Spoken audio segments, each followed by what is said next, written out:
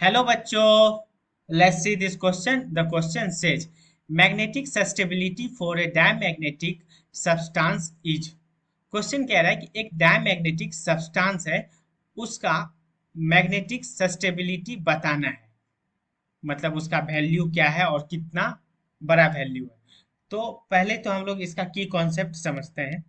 इस क्वेश्चन में क्या है कि कॉन्सेप्ट, इस क्वेश्चन जिस बेसिस पे हम लोग ये बनेगा, वो एक फॉर्मूला आता है और वो फॉर्मूला है magnetic susceptibility is equal to magnetic permeability minus one.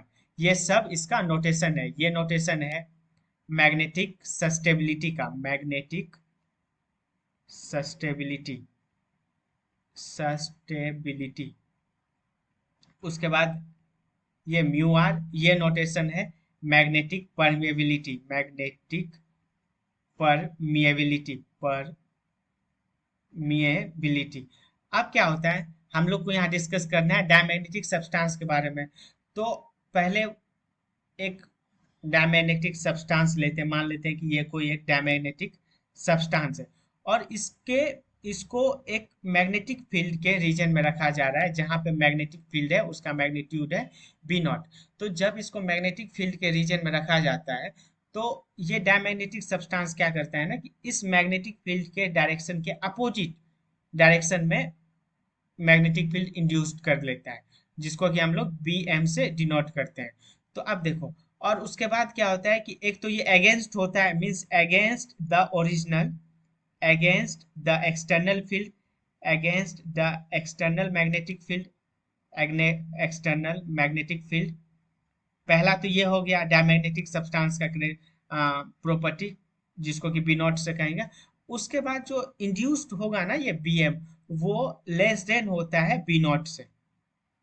ठीक है, तो जो डायमैग्नेटिक सब्सटेंस होता है वो तो पहले जब भी उसको एक्सटर्नल मैग्नेटिक फील्ड में रखा जाता है तो वो अपने आप अंदर एक मैग्नेटिक फील्ड इंड्यूस्ड करता है और वो अपोजिट डायरेक्शन में करता है, किसके? एक्सटर्नल मैग्नेटिक फील्ड के।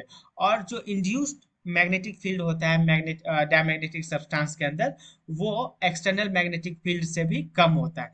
तो अब आते हैं म्यू आर क्या होता है, जो कि जिसको कि हम लोग मैग्नेटिक परमेबिलिटी कहते हैं, वो होता है B M upon B not.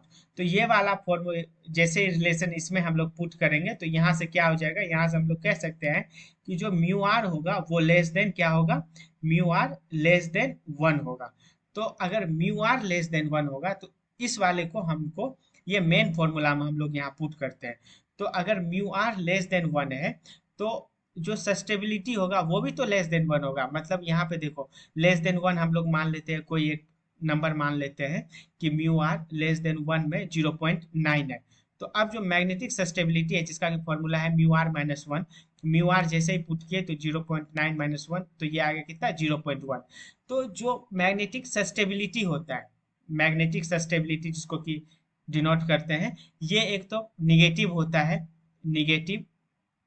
उसके बाद इसका जो अमाउंट होता है, मीन्स कितना निगेटिव होगा, तो वो ज़्यादा निगेटिव नहीं होता है, कम निगेटिव होता है, क्योंकि बी एम जो है, B M not much, not much smaller, not much smaller than B naught.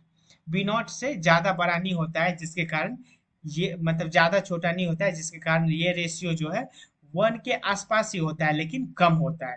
तो इसी कारण से जो मैग्नेटिक सस्टेबिलिटी है वो निगेटिव होगा and lower in value, lower in value होगा। ठीक है, तो अब देखो यहाँ से निगेटिव, तो ऑप्शन नंबर ये और ये तो कट गया। तो या निगेटिव है तो या तो ये होगा और या तो ये होगा, और उसके बाद कितना निगेटिव होगा, तो ये small negative. Hence option number 4 is the right answer. Hope you understood it well. Best of luck.